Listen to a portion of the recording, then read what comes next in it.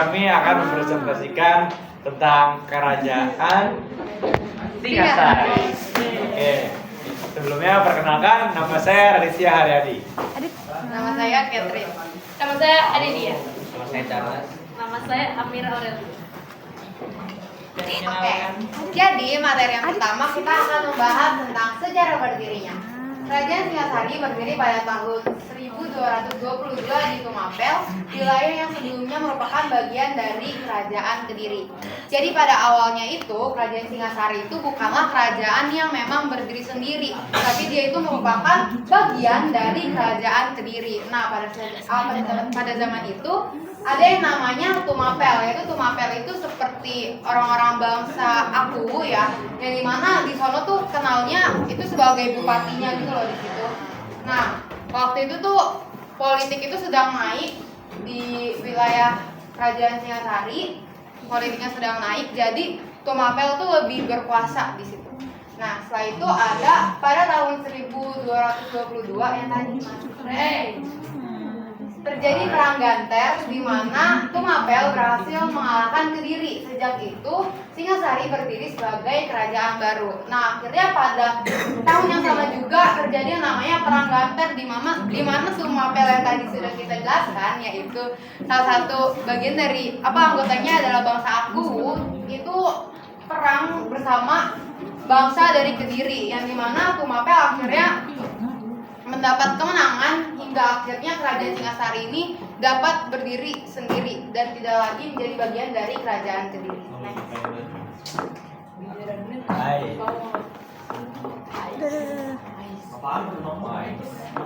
Nah, selanjutnya adalah sejarah berdirinya. Jadi kita di sini bakal ada kayak kesimpulan kecil tentang sejarah berdirinya. Nah, kerajaan Singasari lahir setelah keberhasilan mengalahkan Kediri dalam perang Ganter tahun 1222. Tumapel menjadi pusat pemerintahan dan kerajaan mulai berkembang pesat. Nah, di sini kita akan jelas tentang pusat pemerintahan di Tumapel. Setelah kemenangan di perang Ganter, Singasari menjadikan Tumapel sebagai pusat pemerintahan.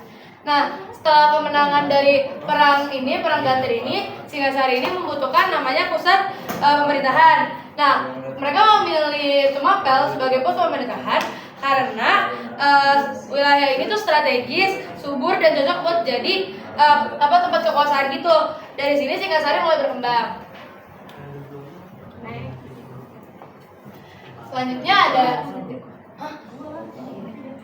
Selanjutnya ada masa perkembangannya. Jadi seperti yang udah dijelaskan Catherine tadi, kerajaan Singasari ini berdiri pada tahun 1222 di Tumapel. Kemudian masa perkembangan ini tuh dari tahun 1222 hingga 1292. Masa keemasannya atau masa kejayaan, puncak kejayaan kerajaan Singasari ini tuh pada tahun 1272 sampai 1292 yang dipimpin oleh Raja Kertanegara. Kemudian ada beberapa masa perkembangan kerajaan Singasari. Yang pertama, kerajaan Singasari ini pertama kali dibuat atau dicetuskan oleh Ken Arok di Tumapel di sebelah timur Gunung Kawi. Yang kedua, kerajaan Singasari itu berhasil menggantikan kerajaan Kediri yang berkuasa di Jawa Timur pada saat itu.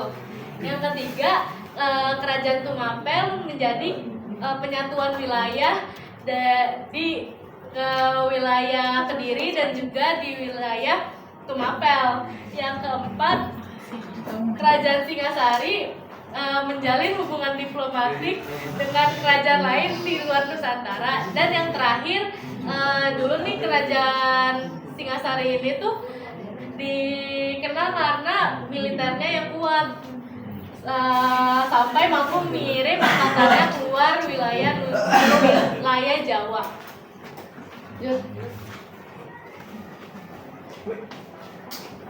Masa kemasan kerajaan Singasari dimulai dari pimpinan kerajaan Kertanegara yang diawali dengan Singasari berkembang menjadi kerajaan maritim yang kuat dengan jalur perdagangan yang strategis. Dengan letaknya yang strategis di Jawa Timur, Singasari mengontrol jalur perdagangan laut di Nusantara, termasuk dagang dengan India dan Tiongkok. Lalu yang kedua, di bidang kebudayaan, Kertanegara dikenal dengan penganut ajaran Tantrayana dalam agama Buddha. Yang terpadu dengan kepercayaan Hindu Siwa, banyak candi didirikan pada masa ini seperti Candi Jawi dan Candi Singasari yang mencerminkan kerajaan seni dan arsitektur Singasari. Oke, di sini ada masa keruntuhan. Di sini tuh ada beberapa faktor utama, yaitu pemberontakan Jayakatwang. Di sini tuh Jayakatwang atau Adipati Kediri tuh memiliki rasa dendam karena pernah dihancurkan oleh Singasari di bawah kepemimpinan Ken Arok. Nah, terus dia juga melihat kesempatan besar nih karena saat itu Kerajaan Singasari itu lagi melakukan ekspansi besar-besaran untuk memperluas wilayahnya. Jadi banyak orang yang dikirim keluar untuk melakukan ekspansi dan disitulah ada istilahnya. Ya kan? Next. Nah yang kedua tuh yang tadi seperti saya bilang ekspansi militer. Ini tuh di sini tapi berlebihan banget sehingga pengaruhnya Raja Kertanegara tuh berambisi untuk memperluas kerajaannya sampai keluar Jawa, sehingga tuh banyak orang yang dari kerajaannya itu dikirim keluar Jawa untuk melakukan ekspansi, dan hal itu tuh menyebabkan ibu kota Singasari itu menjadi lemah, dan di situ banyak pasukan Singasari berada jauh dari pusat kerajaan sehingga pertahanan ibu kotanya melemah. Terus yang ketiga itu adalah lemahnya aliansi politik. Kertanegara menolak tunduk kepada kekaisaran Mongol yang dipimpin oleh Kublai Khan, bahkan menghina utusannya. Setelah Kertanegara tewas, Kublai Khan tuh baru mengirim pasukan ke Jawa untuk menghukum Singasari. Akan tetapi kerajaannya tuh sudah runtuh. Dan pasukan Mongol tuh membantu Raden Wijaya menggulingkan Jayakatwang dan mendirikan kerajaan Majapahit pada tahun 1293.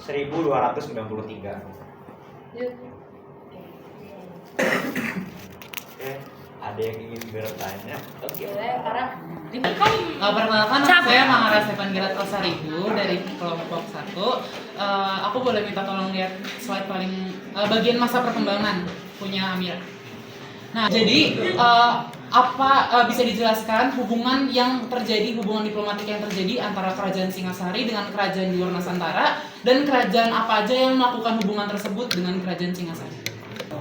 Jadi aku mau menjawab pertanyaan dari Bang Ara tadi tentang hubungan diplomatik apa saja sih yang dilakukan oleh kerajaan Singasari ke kerajaan lain di luar Nusantara. Jadi itu jawabannya pada masa Raja Kertanegara, Singasari menjalin hubungan diplomatik dengan kerajaan-kerajaan di luar Nusantara, terutama dengan dinasti Yuan, Mongol di Tiongkok, dan kerajaan Champa di wilayah Vietnam sekarang. Kertanegara bahkan mengirim utusan untuk menjalin aliansi dengan Champa untuk menghadapi ancaman ekspansi Mongol di Asia Tenggara. Jadi sebenarnya pertanyaan apa sih jawabannya itu tuh udah sempat dijelasin sama Yadi tadi di masa keruntuhan. Nanya itu kan yang ekspansi militer yang berlebihan itu kan ada ekspedisi Pamalayu. Nah itu ekspedisi Pamalayu itu apa sama tujuannya apa? Oke, karena di sini pas lagi menjawab tidak terekam, jadi akan saya jawab melalui editan video ini. Ekspedisi Pamalayu itu adalah upaya diplomasi dan operasi militer yang dilakukan kerajaan Singasari pada kerajaan Melayu Dharmasraya. Ekspedisi ini berlangsung pada tahun 1275 sampai 1286 di bawah pimpinan Raja Kertanegara. Tujuan ekspedisi Pamalayu ini adalah memperluas kekuasaan teritori, membendung pengaruh Kublai Khan, menjalin aliansi dengan kerajaan Melayu, dan mendapatkan akses langsung ke jalur perdagangan penting di Sumatera. Yang pertama tentang sejarah berdirinya. Yang menjawab Hafiz. Hafiz dari tadi.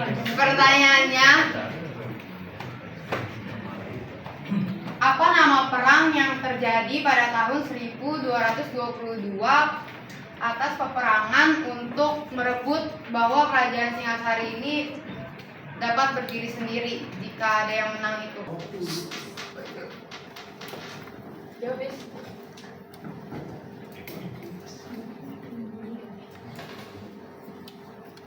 Oke, jadi nama saya Jessica Anjali. Saya akan membantu Hafiz untuk menjawab pertanyaan yang Catherine berikan kepada kami. Jadi jawabannya itu adalah perang Ganter. Betul.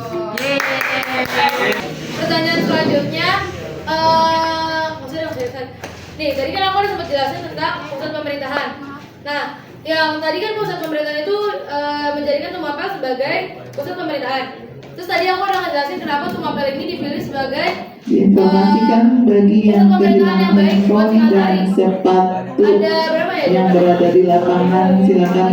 Oh, ada dua kata, tapi kalau ingat sama penjelasannya boleh. Ujian praktek. Jadi pertanyaannya, kenapa Tumapel itu dijadikan sebagai ibu kota yang cocok untuk Singasari? Ada di meja piket lantai 1. Terima kasih.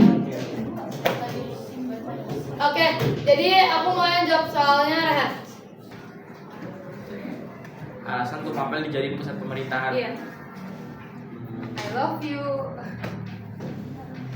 Tak tahu. Oh iya, tak tahu juga nih. Oh iya, aku takdir. Menjawab pertanyaan. Bantu Rehan.